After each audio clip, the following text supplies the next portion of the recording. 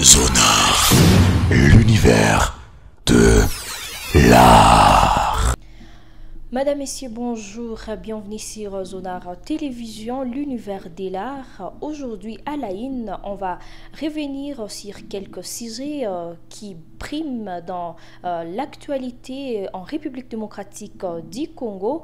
On va parler des hostilités qui ont repris dans les territoires de Walikale, mais aussi on va parler de la réaction du gouvernement central de Kinshasa après les communiqués conjoints. Alors, on sera en train de citer par l'accord qui sera signé entre la République démocratique du Congo et le Rwanda aux États-Unis d'Amérique.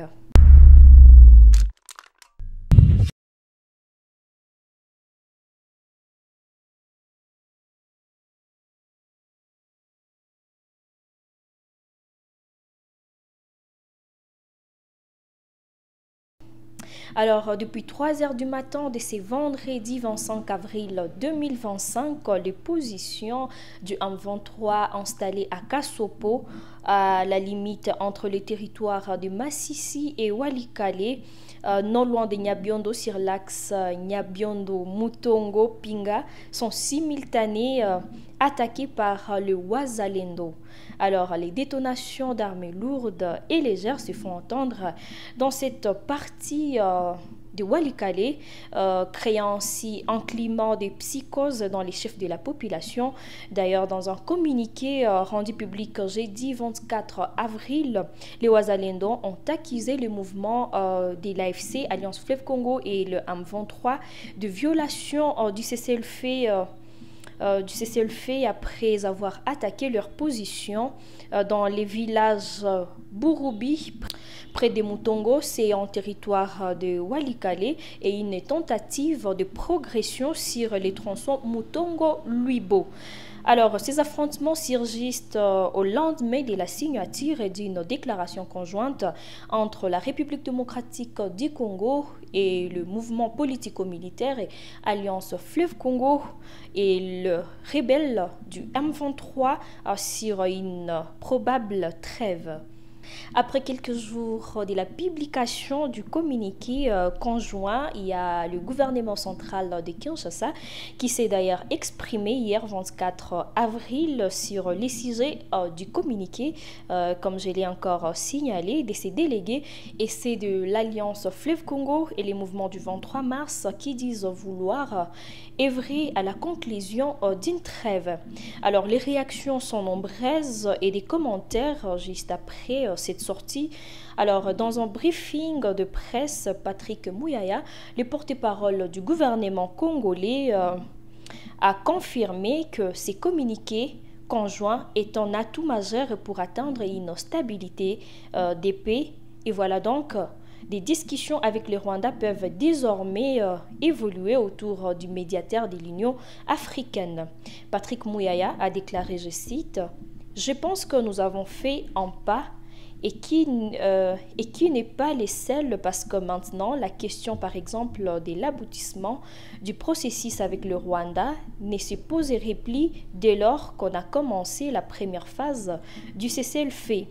On va voir comment ça va se consolider, mais par la suite, il y aura d'autres rounds de discussions qui seront convenus et fixés par le médiateur. » Alors, je vous propose de suivre cet extrait choisi par votre rédaction.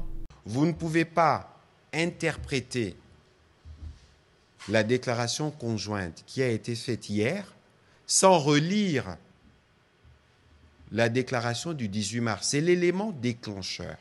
Je rappelle ici qu'avec le Rwanda, dans le cadre du processus de Luanda, toutes les questions étaient vidées.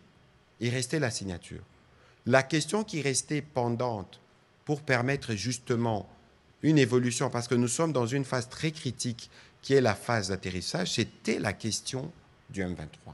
Je veux vous faire un petit rappel de la déclaration conjointe qui a été faite entre le Qatar, la RDC et le Rwanda le 18 mars 2025. Dans le cadre des efforts visant à apaiser la situation dans l'est de la République démocratique du Congo, l'État du Qatar a accueilli une réunion trilatérale à Doha le 18 mars 2025, à laquelle ont participé Son Altesse Tamim bin Hamad El Thani, le président Kagame du Rwanda et le président de la République démocratique du Congo. Les chefs d'État ont salué les progrès du processus de Luanda-Nairobi, ainsi que ceux du sommet conjoint EAC-SADC tenu à Dar es Salaam en Tanzanie. Les chefs d'État ont réaffirmé l'engagement de toutes les parties pour un cessez-le-feu immédiat et conditionnel tel que décidé lors du 10 sommet.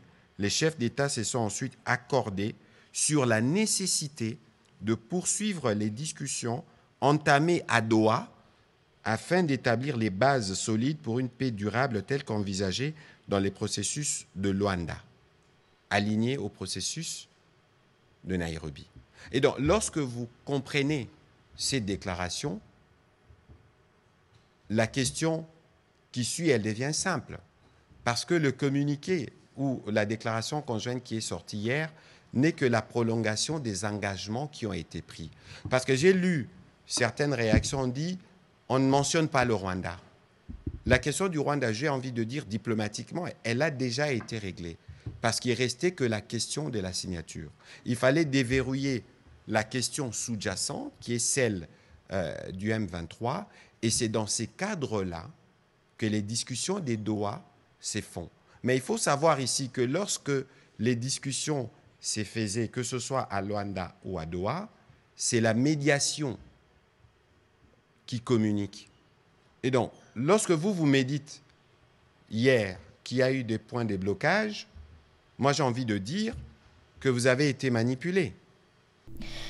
Alors pour rappel, c'était vers la fin de l'année 2021 que le mouvement du 23 mars réapparaît et puis Kinshasa refusait toujours des dialogues directs avec ces mouvements.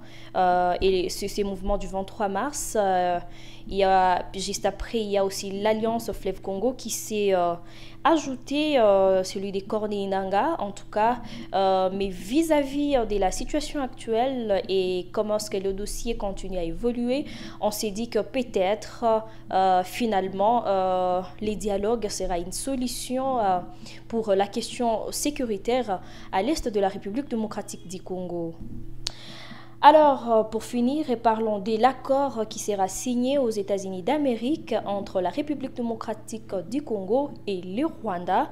Le secrétaire d'État américain Macron-Rubio organise une cérémonie de signature de la déclaration de principe entre la ministre des Affaires étrangères de la République démocratique du Congo, Thérèse Kayikwamba, et celui du Rwanda, Olivier Nduhungirehe, au département d'État à Washington, c'est vendredi. C'est ce que révèlent les programmes publics du secrétaire d'État américain. Alors, selon les USA, il s'agit d'une étape clé vers la coopération et la stabilité régionale.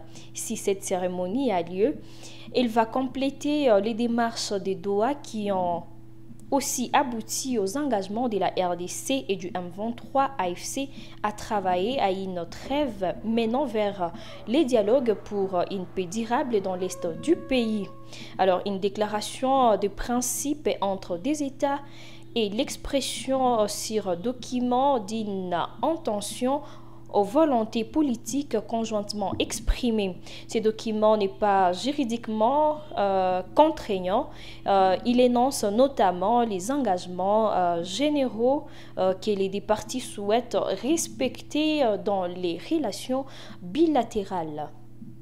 Alors, ce sont les quelques sujets qui prime pour l'instant dans l'actualité dans la presse congolaise.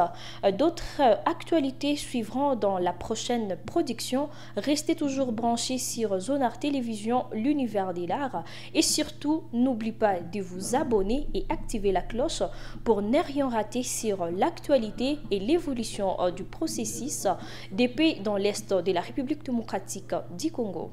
Ciao!